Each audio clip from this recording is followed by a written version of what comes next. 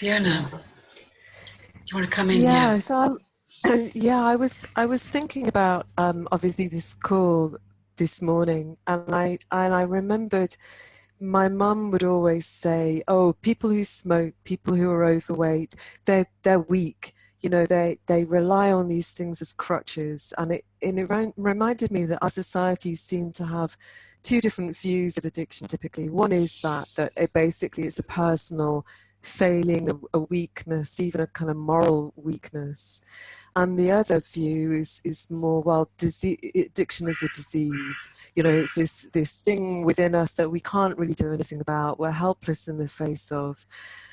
And it seems to me that obviously if we buy into either of those views of addiction, we can only come to the conclusion that there's something wrong with us, which was obviously what I did when I later, took up smoking and started having eating issues, bulimic issues, because we're so attuned to this idea that addiction is a personal weakness or a disease. And one of the things that's been so great in this work is to be able to unpick all of the stuff, all of the beliefs around the compulsion as well as the compulsions themselves, to see that it doesn't arise out of some weakness or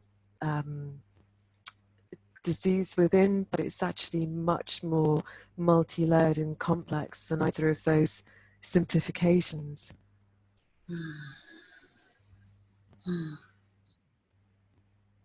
Yeah, I love that you brought up the weakness aspect, because just in a session yesterday, somebody was saying if they're not in control, there's a sense of being weak.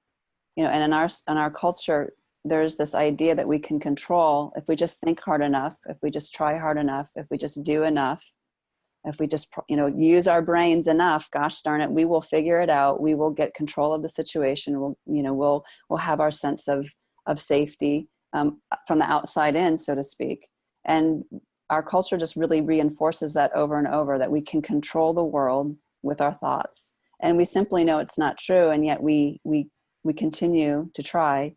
And we even have, this client had a sense of shame of not being able to control, because we're so taught to do that.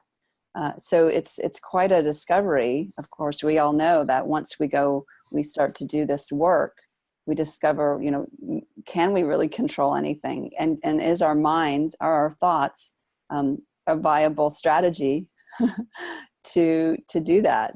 Perhaps the first addiction is thought, all the way back when we first had those splits at an early age.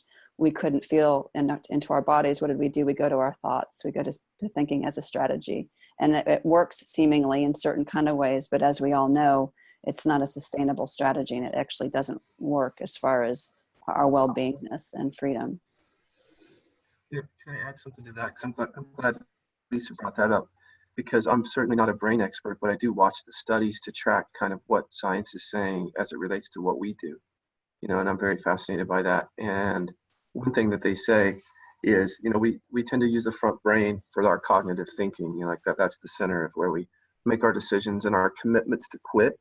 That's a funny thing, the commitment to quit, because what they say is it's the back and the midbrain where the trauma lies, and the emotional center is back there, and the reptilian kind of response, survival, is happening. So when we're often using the part of the brain to try to think ourselves, strategize, as Lisa says, out of addiction, we're missing the fact that what comes up is a much more primal kind of bodily centered urge or desire. And all of our thinking strategies fail in the power and the force of that urge, and the trauma is back there too. So what's so great about this work is that we're actually able to rest with and be with even whatever's being produced from the back and midbrain, which the front brain can't seem to deal with.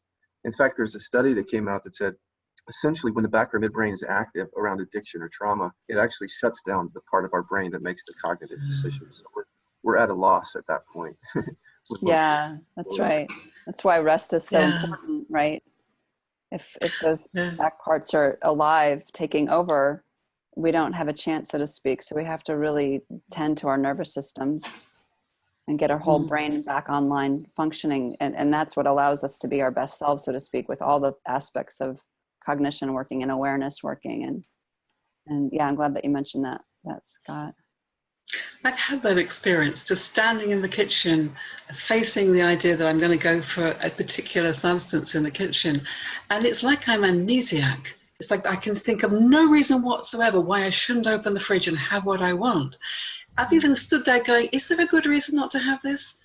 And there's silence. It's like no part of my brain is helpful at that moment. It's completely compliant. And then I have the substance. And a couple of hours later, I'm going, oh, no, stop doing that. Yeah.